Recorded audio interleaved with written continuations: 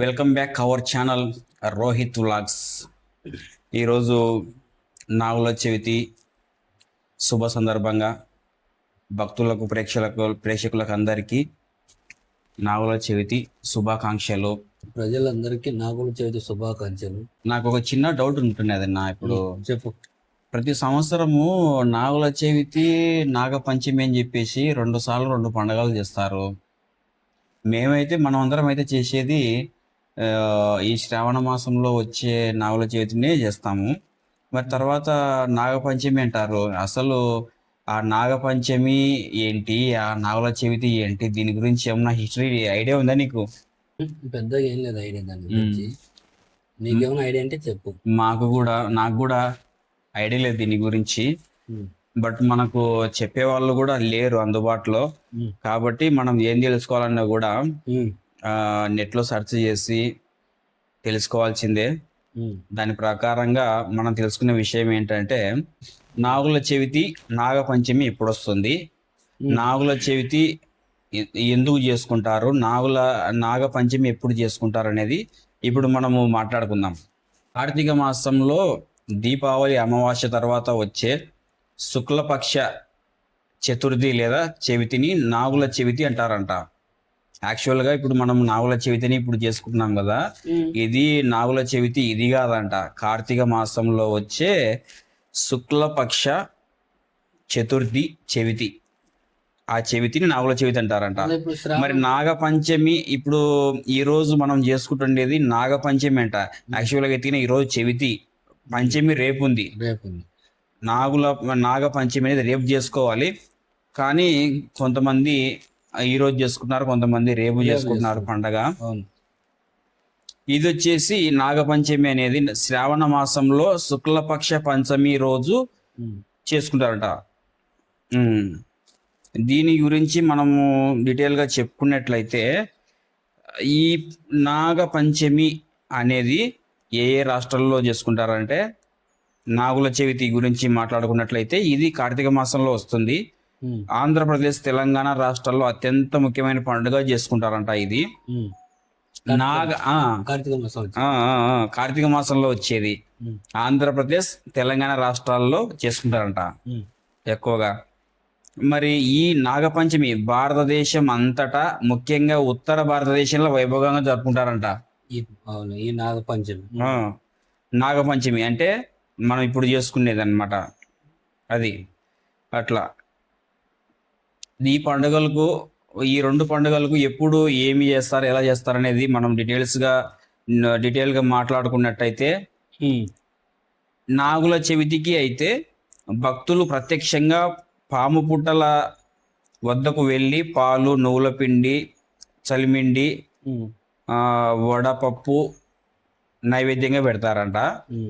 తర్వాత నాగపంచమి అంటే ఇప్పుడు మనం ఈరోజు చేసుకుంటుండేది, ఇంట్లో నాగ ప్రతిమలకు, చిత్రపటాలకు లేదా దేవాలయాల్లోని నాగ విగ్రహాలకు పాలు, పంచామృతాలతో అభిషేకం చేస్తారంట. అది ఇప్పుడు నాగ పంచమికి అభిషేకాలు ఎక్కువ, నాగుల చవితికి పుట్టల పాలు పోయడం ఎక్కువ అంటావు అని మనకు ఈ ఇన్ఫర్మేషన్ లభించింది అనమాట. దాని ప్రకారంగా ఇంటర్నెట్లో నాగుల చవితి ఎందుకు జరుపుకుంటారు దాని గురించి మనం తెలుసుకున్నట్లయితే, సముద్ర మదనం మరియు హాలహల ప్రాశనం అంట. అంటే దేవాసురులు క్షీరసాగర మదనం చేసినప్పుడు ఉద్భవించిన హాలాహల విషాన్ని లోక రక్షణ కోసం పరమశివుడు మింగాడు.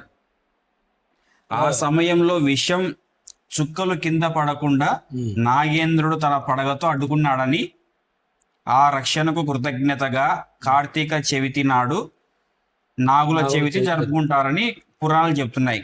ఇప్పుడు మనం చెప్పింది నాగుల చవితి గురించి, అంటే కార్తీక మాసంలో వచ్చే నాగుల చవితి గురించి. నెక్స్ట్ దీనికి సంబంధించిన విషయమే ఇంకొక 2 పాయింట్ ఏంటంటే, రైతు నేస్తంగా నాగరాజు ఉంటాడనమాట. ఏ విధంగా అంటే, పంటలను నాశనం చేసే ఎలకలు, క్రిమి కీటకాలను పాములు తిని రైతులకు మేలు చేస్తాయి.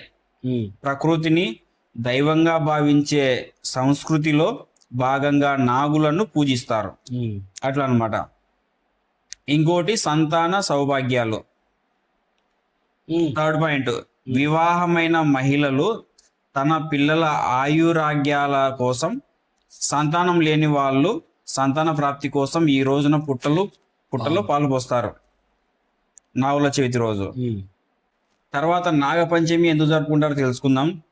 ఆదిశేషుడు అనుగ్రహం మరియు నాగజాతి పుట్టుక. బ్రహ్మదేవుడు ఆదిశేషుడి భక్తికి మెచ్చి అనుగ్రహించిన రోజు శ్రావణ శుద్ధ పంచమి అని స్కంద పురాణంలో పేర్కొనింది. ఈ రోజును నాగజాతికి పవిత్రమైన రోజుగా భావిస్తారు. దానికోసము నాగపంచమి అనే పండగ జరుపుకుంటారనమాట.